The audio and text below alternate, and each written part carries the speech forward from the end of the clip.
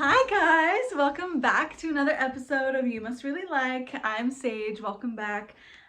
Just wanted to get back with another episode, so yeah, welcome back.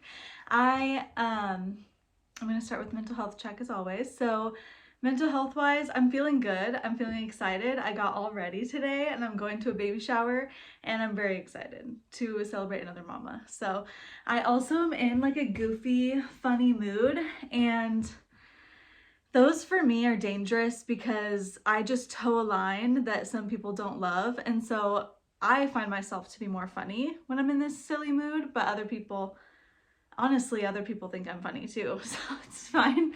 But just a warning. What am I currently reading? I finished that book by Nicholas Sparks.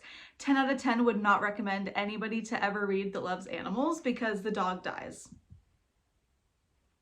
I'm letting you know, because it would have saved me a lot of heartache and tears, and I cried reading a freaking book. Yeah, I know that people do that all the time, but I don't do that. I read only happy endings for a reason. That's why I picked up a Nicholas Sparks book in the first place. If I wanted to actually feel something when I read, I would read something that was sad. Anyway, so, okay, all in all, though, it was a really great book. There was like some suspense and stuff. I just can't handle animals dying. Like, Chris and I watched Dancing with Wolves, I think, with Kevin Costner, because I didn't know what else he was in besides Yellowstone. Forgive me. But, and Parent Trap. Those were the only two things I knew he was in. So we were watching it, and it's a really freaking... Dogs want to say hi. It's a really freaking good movie, but there's a few scenes where animals die, and I'm bawling my eyes out. This is like probably 2 months ago, so I was still pregnant. I'm pregnant, so I was pregnant then, and obviously, but yeah, it was unwell. So anyways, yeah, that's what I'm currently reading. I'm still reading, I just started Captivating by John Eldridge and his wife. I can't ever remember her name, Stacy maybe. And then in my Bible, I'm in Genesis still. So yeah, things are moving, doing good. Currently still watching Pretty Little Liars. I finished Jersey Shore and I'm all caught up now. So like Sam is back and Ronnie's whatever. I hope he's okay.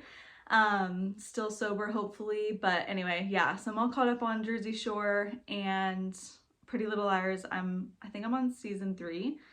And it's good. I think it's just put it on for background noise and the people are nice and pretty. It also takes me back to like when I was watching the show originally for the first time ever, and boy, how times have changed, because I remember sitting on the couch with my stepdad and my family watching the show and no one wanted to watch it but me, but I was like, it's on TV for this hour, I'm gonna watch it. And so, or if I was like, if I recorded it after that came out, like I would watch it and they would just come and sit down. And I remember Emily was the first like person to come out as lesbian on a TV show, or bisexual, whatever she is.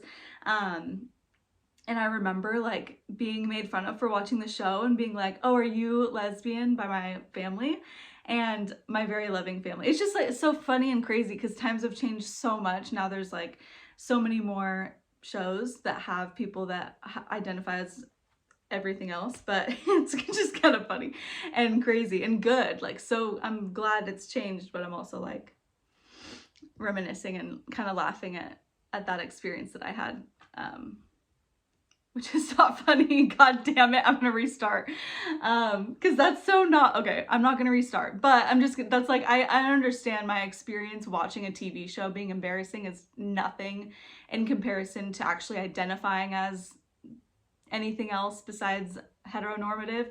And I understand that like that's coming from a place of like, I can't imagine if I was lesbian in my family at that time, because damn, it would have been hard, let alone like I'm not gonna go down that road, but the road that I was going on is I understand that that's like coming from a very privileged spot. Like I didn't have to go through all of the stuff that people do have to go through, or that even like Paige went through with having a pastor as a father.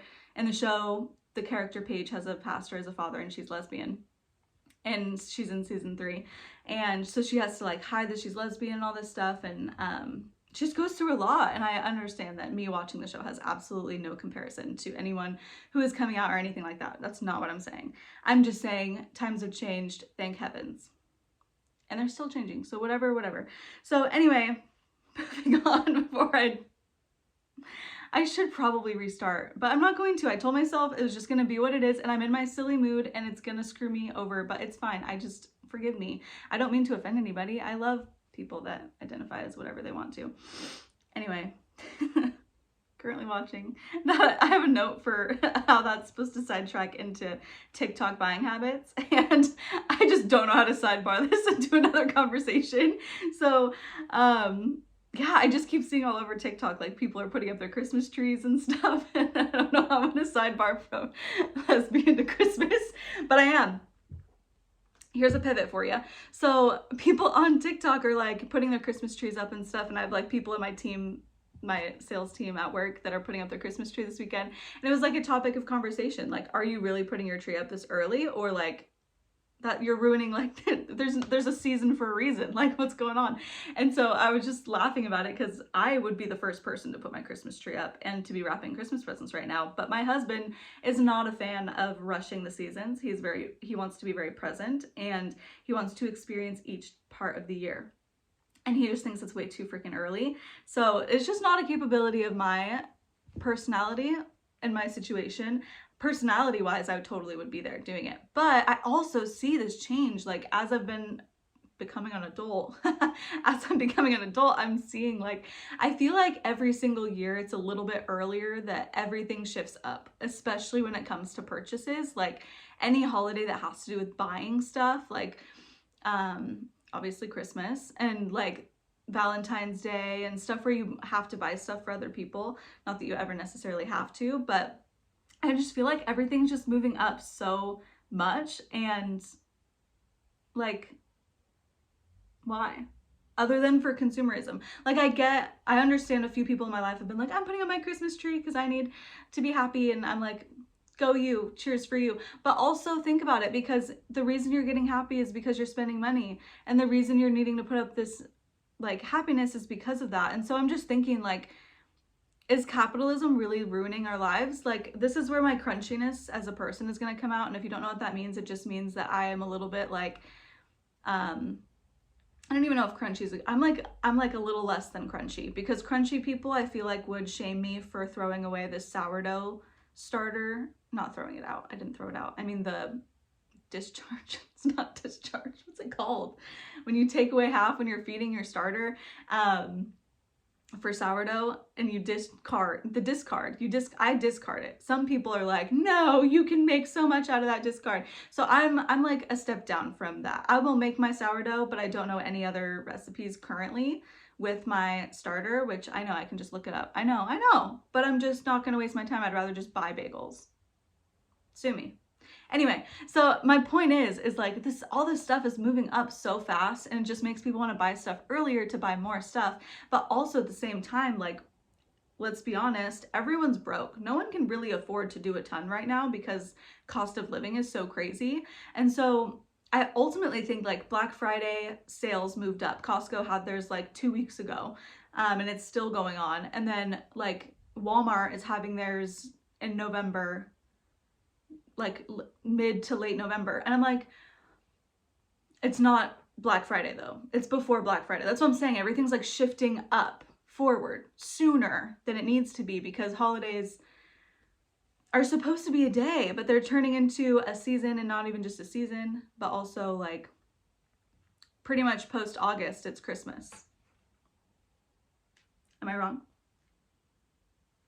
I'm just saying, it just makes you want to spend more money, and I think that that's a problem, because I don't think we actually need more stuff, says the girl that's like literally covered with a bunch of crap. But you get my point. That's the crunchiness coming out of me. So anyway, I'll get some granola later.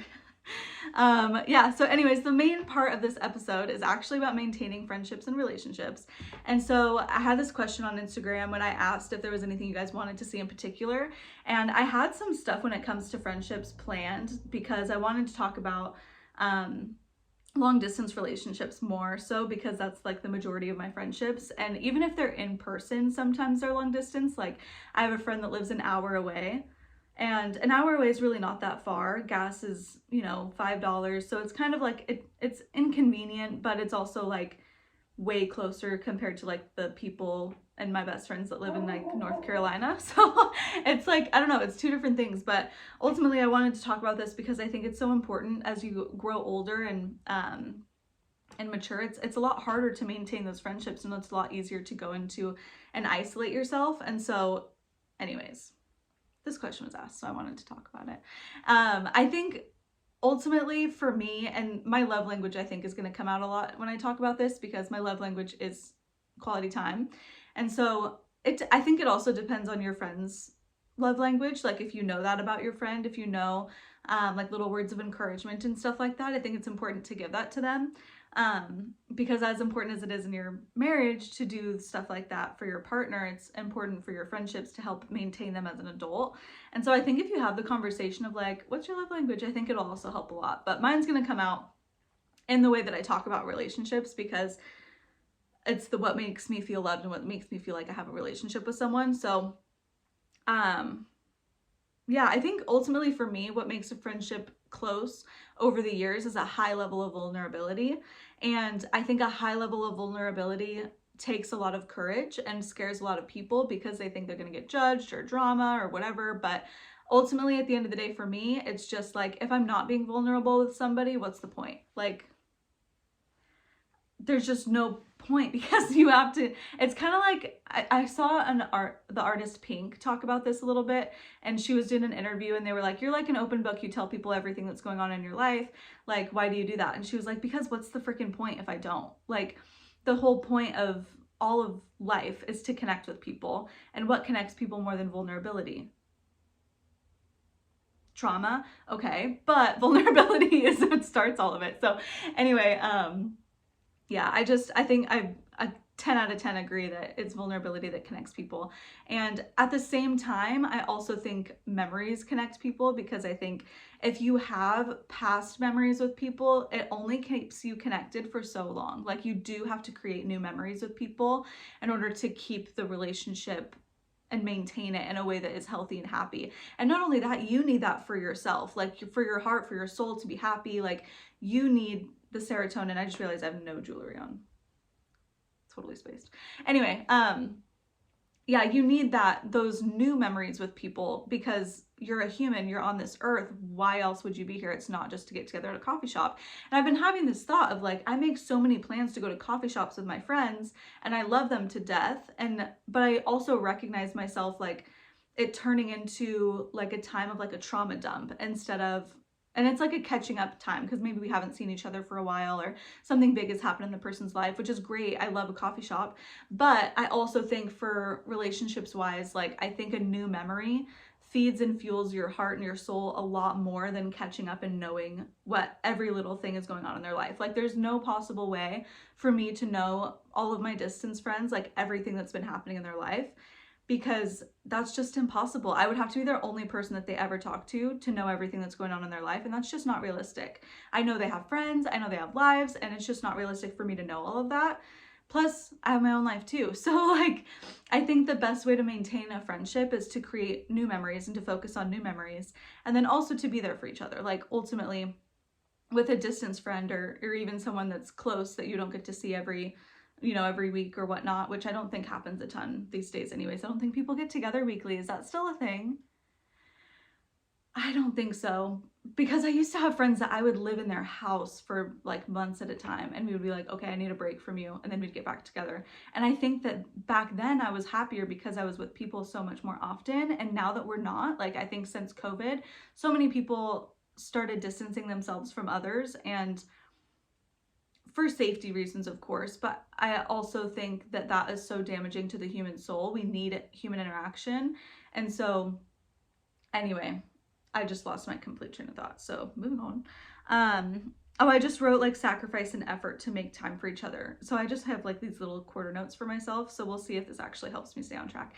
But yeah, so I think it really does take effort and sacrifice. I think you don't want to get out of bed. You want to cancel. You want to stay home, and you want to be with your husband, or you want to be with your kid, or you want to be with somebody else. But ultimately, if you don't make this time for just you to be with just your friend or a friend group or go into a friend dinner or something, I think that that's why depression has increased like 1,000,000% since COVID started, is because people just aren't having the human interaction that we used to have. Like, it used to be normal for people to just go out and not just grab coffee, but like go out, whether it's on a hike or like on a walk, or to see your friend, or to go to the beach, or go for a walk, whatever, meet your friend up for literally just seeing each other and doing something, going to the grocery store together. Like, people don't do that anymore. I don't know. Anyway, so that was one no. And then yeah, I already talked about the coffee dates things. And I think that the reason it's so important to make new memories is because when you go from coffee date to coffee date, all you talk about on that coffee date is your memories with other people, right? Or your things that have happened recently, catching up on your life and all that. And that's great. I love to catch up, but I think, and I want to know what's going on in your life as a friend. I want to know, but I also think that it's so important to create new memories, because I feel like as a human with other humans on earth, like, I feel like the thing that's lacking is new experiences. Like, the thing that we get so caught up in is the dopamine addiction to social media, to watching videos, to watching other people live their life. And I think that we forget that, like, I can do that too, and I'm supposed to be doing that too. Like, this video is great, but I need to be making my own memories in my own life more than I need to be doing watching this video or sitting with my dog or watching this show. You know what I mean? Like, sometimes I get really caught up. Like, when I was watching, I don't remember which show it was, but I was watching a new show and I like didn't want to turn it off to go leave the house to go do something. And I work from home. So like leaving home is like an exciting thing. So the fact that I couldn't turn off the show to leave home to go do something basic like grocery shopping is kind of scary. Like, I don't know if you've experienced that too, where you're like, I'm just gonna stay home, I'll do it tomorrow or whatever. But if you would have just left your house, you would have felt so much better than you did by finishing that episode. I don't know. Yeah, I also think that sometimes those coffee dates can be draining. I'm pregnant, so literally leaving the house is draining. Doing this is draining, and I'm literally sitting in a chair. So I think sometimes those coffee dates can be draining because you just dumped all of this hard stuff that you just went through. And I think it makes it less encouraging to go again. And I think, like, scientifically in your brain, when you do something and your body has a reaction to it that's not positive, or that, you know, doesn't release the chemicals you want, your body is like, I don't want to do that again. Like, I'm going to revisit all this trauma when I go and sit down for coffee. Like, maybe we can just do something fun. Like, that's what your brain is thinking. I'm talking as though I'm your brain. Let's go do something fun. But yeah, anyways, I think, like, I love making coffee dates, but I'm going to try to be better about this, because I'm number one for like, let's sit down and do chill time because I love to talk and I love quality time with people. It's like my favorite thing, but I'm trying to challenge myself to make new memories, and to not only just make coffee dates, but make the coffee date a memory. Like, we're going to grab coffee and then we're going to go do something, whether it's go look at Christmas lights, or like, because the season, you know, whatever. You're going to go, what else do you do?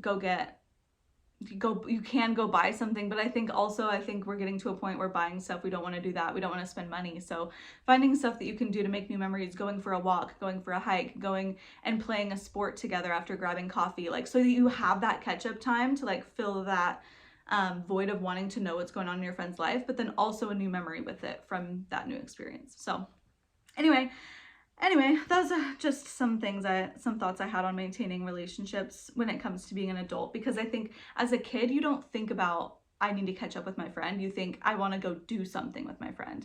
And as an adult, you're like, I want to see my friend. I want to know what's going on in their life. I haven't seen them in forever. I wonder what's going on with them. But we stop thinking like, oh, I need to do new things. And I think that curiosity that we have as a kid needs to not die for depression to actually be scared to come back to us. And I might have just talked about depression in a very foreign way for you, but that's my thoughts on it.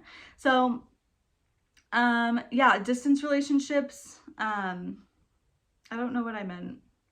Oh, and how they're similar to in-person. Yeah, just because we don't spend as much time with our friends as we used to as a like culture. But yeah, so in signs of like communication with friends, I think it's really important to have at least one mode that's your favorite, and I have 4. So long texts, voice memos, sending photos, and like fun random questions that like have to do with your current life. And what I mean by that is like, I'll break them down. So long text message, the long text message that gives you anxiety to read because you need to be in the headspace to read it and reply, so that you don't leave your friend unread. But I love them because it gives me so much information and I get to catch up so that when I do see that person next time, we don't have to go over all this stuff. We can, you know, like go over it, but like not as in depth as this long text did. Voice memo, I want to hear my freaking friend's voice. Voice memo is my favorite way of communicating, but it's like a little mini podcast because none of my friends, and I obviously can't stop talking for 20 minutes. So with my friends, I feel bad because I'm like, here's a mini podcast episode of my life. Take your time, do whatever you want. But I also think it takes away the pressure from, and you also know when it's listened to. So you're like, okay, cool, they're just busy. And I think with long text too, I think the thing with friendships is it's like the 21st century. Let's take away any shame and guilt about not responding to a text. If I needed your attention immediately, I would call you. If I was struggling enough, I would call you. If I'm texting you, it's because it's not that big of a deal. I just love you and I want to get this information to you in a timely manner of whenever you have the chance.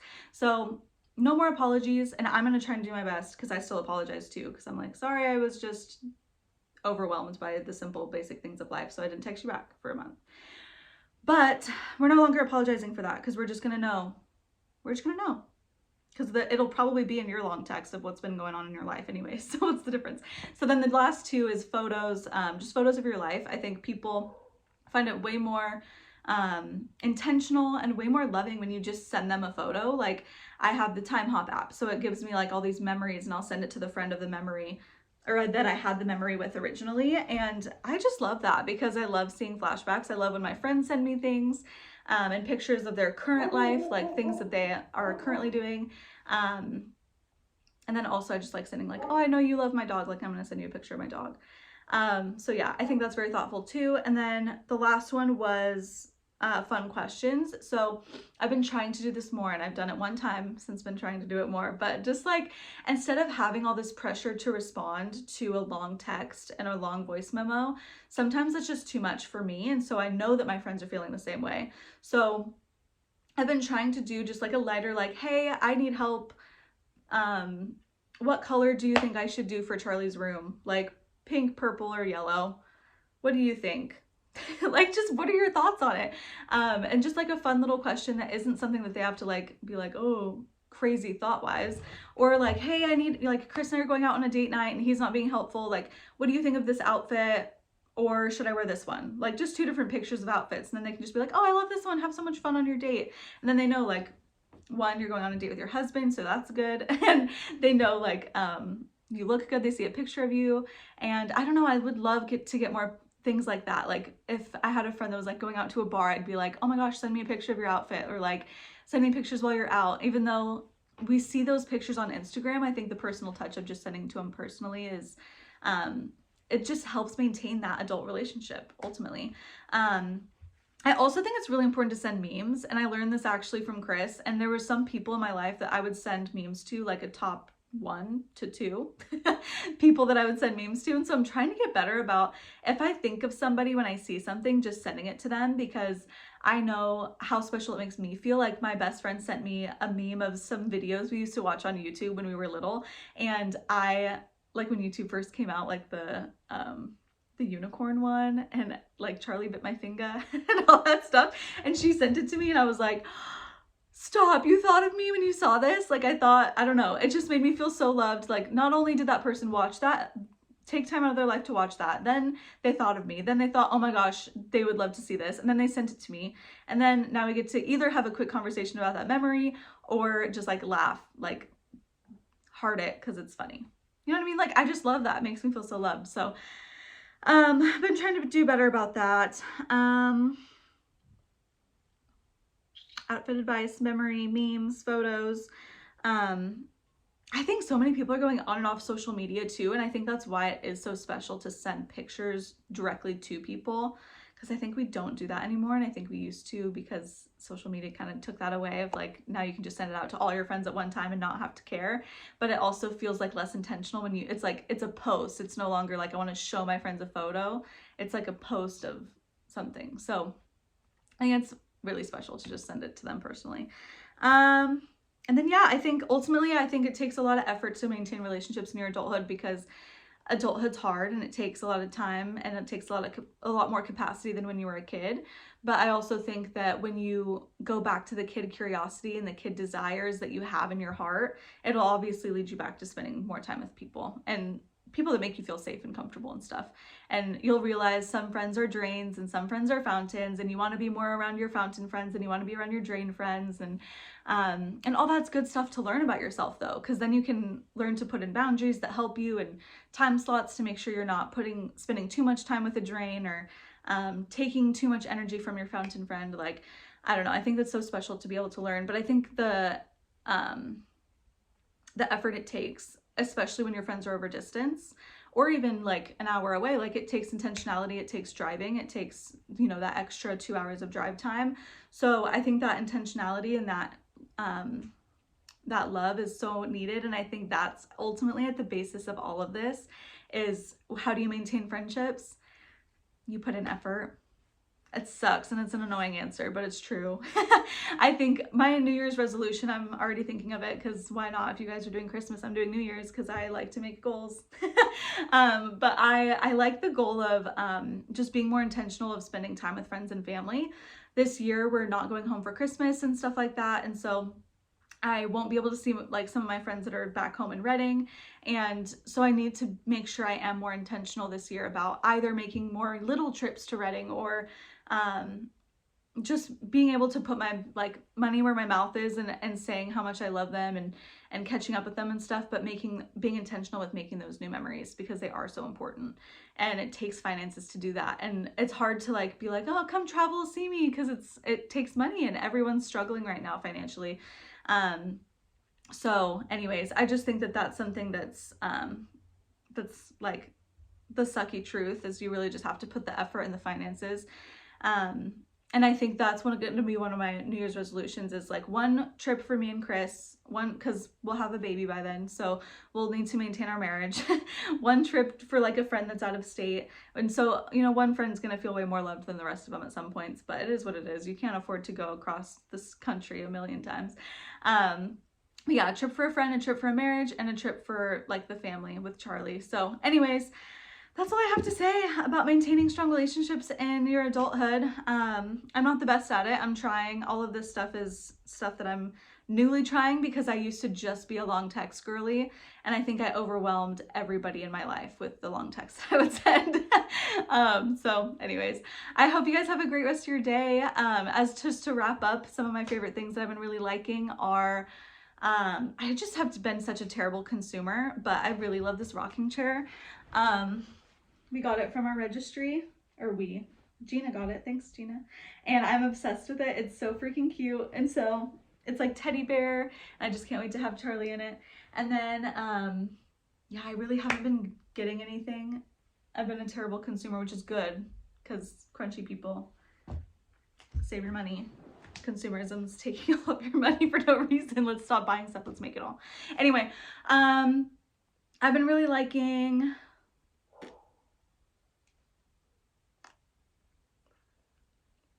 coffee. I've been drinking coffee again. I started drinking coffee my second trimester, and I really missed it. It's really good. I also used like blue agave instead of sugar, because I probably could be diabetic for the amount of sugar that I've eaten over my life. So I like blue agave. That's probably something I would buy if I wasn't already buying it. I also really like, there was something I was like, oh, I should share this week.